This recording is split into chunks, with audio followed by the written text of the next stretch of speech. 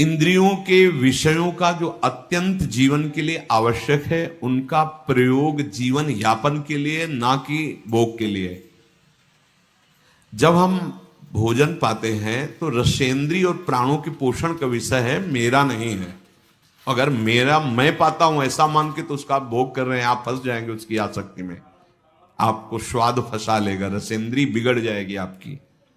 प्रत्याहार कहते हैं अपने अपने विषयों के साथ संबंध न रहने पर इंद्रियों का चित्त के अनुसार हो जाना, अर्थात हमारे चित्त में जो भगवत चिंतन चल रहा है वो चल रहा है, हमसे आहार विहार की जो क्रियाएं हैं वो हो रही, उनके सुख स्वाद की तरफ हमारा आकर्षण नहीं, ये प्रत्याहार है। अगर आपका भगवत विस्मरण हो रहा है तो आप जिस इंद्रिय की क्रिया में हैं आप उसका सुख भोग रहे हैं, ये आपकी साधना में बाधा पहुंचा देगी। पा रहे हैं प्रसाद जय लाडली जी की, और नाम चल रहा है, नाम के चिंतन में चित्त से नाम नहीं हट रहा है तो आपको कोई फंसा नहीं पाएगा। अगर इंद्री जो विषय का संयोग कर रही उसी में आप तन्मय हो रहे हैं तो आप फंस रहे हैं, आप साधना में बाधा खड़ी कर रहे हैं। धारणा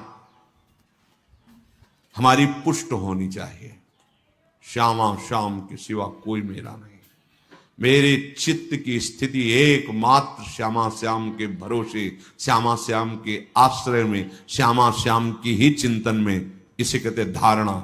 और ये धारणा जिसकी सिद्ध हो जाती है वो श्यामा श्याम में हो जाता है। मन बुद्धि चित्त हम सब श्यामा श्याम में। धारणा बहुत उत्तम स्थिति है,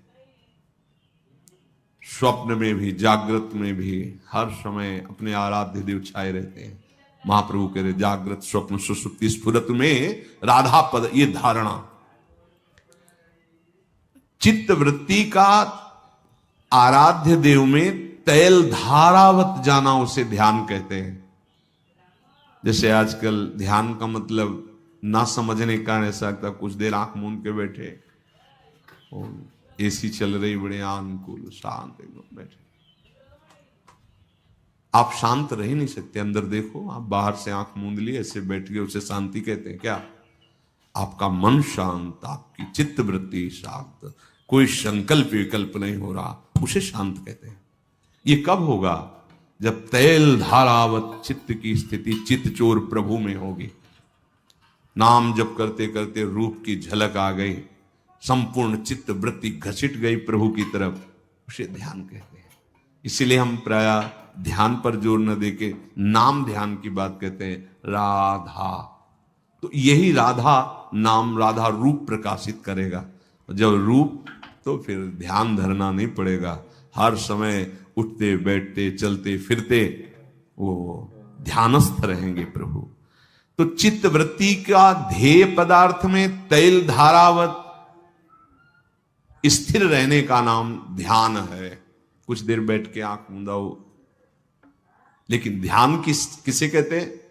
तैल धारावत अखंड वृत्ति अपने आराध्य देव में लगी हुई, ये ध्यान चलते फिरते उठते बैठते खाते पीते हर समय। समाधि, जब ध्यान परिपुष्ट हो जाता है तो ध्याता ध्यान और ध्येय की त्रिपुटी मिट जाती है। मैं ध्यान रूपी क्रिया, ध्येय प्रभु, उनमें कर रहा हूं, अभी ध्यान नहीं होगा। मैं ध्याता, जो ध्यान क्रिया ध्येय में कर रहा हूं, अभी ध्यान नहीं लगा। जब ध्यान लगेगा तो ध्याता और ध्यान दोनों लय हो गए, केवल ध्येय रह गया। ध्येय केवल प्रभु, मैं प्रभु का ध्यान कर रहा हूं ऐसा नहीं, केवल प्रभु ही प्रभु। उसी स्थिति को समाधि कहते हैं, उसे समाधि कहते हैं। जब मैं ध्यान कर रहा हूं, ध्याता ध्यान रूपी क्रिया ध्येय के प्रति, तब तक जब मैं और ध्यान क्रिया दोनों का लय हो गया, केवल ध्याता है, उसे समाधि कहते हैं। ये दो प्रकार की होती, सबीज और निर्बीज। सबीज में त्रिपुटी के न रहने पर सूक्ष्म संस्कार रहते हैं, हमें ध्यान हो रहा है सूक्ष्मता से। निर्बीज में बिल्कुल नहीं, केवल वही ब्रह्माकार वृत्ति या भगवदाकार वृत्ति या श्यामा श्याम में। जीवन का परम लाभ इसी जन्म में प्रिया प्रीतम के सानिध्य को प्राप्त करना। शरीर रहते तो आपका ये जो सत्संग में श्रवण मनन है, इसे निष्ठापूर्वक अपने हृदय में उतारें और नाम न छूटने पावे। नाम ही सब स्थितियां ला देगा, प्रमाद की कोई गुंजाइश न रहने पावे। हम लोग बहुत प्रमादी हैं, बड़ी छूट दे देते हैं मन बुद्धि को, इसलिए बड़ा अंतराय होता है। फिर ऐसा लगता है इस मार्ग में सुख ही नहीं है, फिर भाग पड़ते हैं संसार की तरफ। बहुत धोखा हो गया, बहुत बड़ी हम पराजय को प्राप्त हो गए। यदि प्रभु का मार्ग छूट गया तो पता नहीं किस जन्म में किस कल्प में मिलेगा। इसलिए सावधान होकर निरंतर एक एक क्षण प्रभु के चिंतन मनन में लगाएं। अपने इस परमानंद में, परमार्थ मार्ग में थोड़ी भी बाधा बर्दाश्त मत करो। ध्यान से सुनो, तुम्हें एक अनुपम सुख चाहिए, अनुपम शांति चाहिए, एक विलक्षण आनंद की तुम भोगता, क्योंकि तुम्हारा स्वरूप ही है आनंद। अब इधर जो तुम भोक्ता बनकर उस सुख को खोज रहे हो, नहीं है। अब तुम्हें जो परमार्थ मार्ग मिला है, तो कह रहे हैं अपने परमार्थ मार्ग में परमार्थ सुख की जरा भी बाधा को बर्दाश्त मत करो। अगर बर्दाश्त करोगे, चलेगा इतना तो वो गिराता चला जाएगा आपको। नहीं, सावधान हो जाओ। बिना दंड के ये सुधरने वाले नहीं है, प्यार से सुधरने वाले। सुधर जाए बढ़िया, समझ लो। और अगर आप अपने को भोक्ता मानकर इनको थोड़ा भी परमार्थ बाधक बातों में सपोर्ट देंगे, ये आपको गिरा देंगे। बहुत फिसलन वाला मार्ग है, बहुत फिसलन, बहुत संभाल संभाल के, बहुत कदम दृढ़ रखते हुए चलना है। बाधा बर्दाश्त नहीं करनी। अरे जहां त्रिभुवन की राज्य लक्ष्मी देने पर भी आधे पल के लिए भगवत विस्मरण नहीं होना, उस मार्ग के तुम पथिक हो। तुम घंटों बात कर रहे हो व्यर्थ की बात, हंसी मजाक की बात, या ऐसे खान पान विषय में किसी में भी भगवत विस्मरण, मतलब रंग नहीं आ रहा तुम्हारी साधना में, तुम्हारे मार्ग में। किसी भी हालत में इस मार्ग के पथिक में भजन की शिथिलता नहीं आनी चाहिए, किसी भी हालत में। यह अनुभव की बात करें, कभी कभी मना स्थिति इतनी अशांत स्वाभाविक हो जाती है, कुछ अच्छा नहीं लगता, भजन में भी रुचि नहीं, एक अंधेरा सा, एक घबराहट की स्थिति, जब तक भगवत साक्षात्कार की तरफ आगे नहीं। न विषय की चाह है, न भगवत चाह है, न भजन है, न किसी क्रिया में, एक अशांत स्थिति। हिलना नहीं, डरना नहीं, डरना नहीं। उस स्थिति में भी अगर जितनी बुद्धि काम कर सके, नाम को पकड़े रहो, नाम को पकड़े रहो। वो एक कोहरा आया है, अभी हट जाएगा, घबराने की जरूरत नहीं। भागकर दूसरे विषय की जरूरत नहीं है कि आप उस स्थिति से बचने के लिए कोई विषय सेवन करने लगे, कोई व्यसन करने लगे, कोई क्रिया करने लगे। नहीं, कबहू तो थोड़ो भजन, कबहू होत विशाल, मन को धीरज छुटे नहीं और गाहे न दूजी चाल। वो थोड़ी देर के लिए स्थिति हट जाएगी, फिर प्रकाश आ जाएगा। वो स्थिति में बहुत संभलने की जरूरत है। जो अच्छे उपासक हैं, कभी कभी एकदम ऐसी, कभी कभी एकदम भावात्मक स्थिति ऐसी लगता है अब तो पार हो गए, कोई विकार नहीं, कोई स्फुरणा संसार की नहीं, भजन में तन। ये अभी एक रस स्थिति नहीं आई है, ये गुण के अंतर्गत है। इस सात्विक वृत्ति जागृत हुई है, वो तामसिक वृत्ति, प्रमाद, मूढ़ता, ऐसी स्थिति, अंधकार छा रहा है अंतर में, कोई भी सात्विक स्फुरणा नहीं हो रही, घबराना नहीं। अभी त्रिगुणातीत रस नहीं मिला है, धैर्य पूर्वक आगे चलते। इसीलिए बिना सत्संग के साधक लड़खड़ा जाता है, गिर पड़ता है, क्योंकि वो ऐसी स्थिति आती, फिर उसे किसी न किसी के संग की जरूरत होती। और अगर संत संग नहीं हुआ, कुसंग हो गए तो गया। या तो असंग या भगवत व्रत का अनुष्ठान, भगवत भजन में लगे हुए उत्तम साधक या भगवत प्राप्त महात्मा, तभी हमारी बचत हो सकती है। अगर इनसे नीचे मिला तो गिर जाएंगे पक्का। वो ऐसी बात होगी, ऐसी सलाह होगी, वो गिर जाएगा। अपने निर्दोष साधन को बिना किसी भय, संकोच, लोक लज्जा अपने साधन में लोक लज्जा भी नहीं। हम तिलक लगाएंगे, कंठी बांधेंगे, नाम जप करेंगे, सुबह इतने बजे नहा स्नान करके बैठे, घर के परिवार के लोग या कोई बाहरी उपहार दे तो भगत है या कुछ भी, ना लोक लज्जा, ना कोई भय, ना कोई संकोच, अपने साधन को निर्दोष रखते हुए चले, उसे नियम कहते हैं।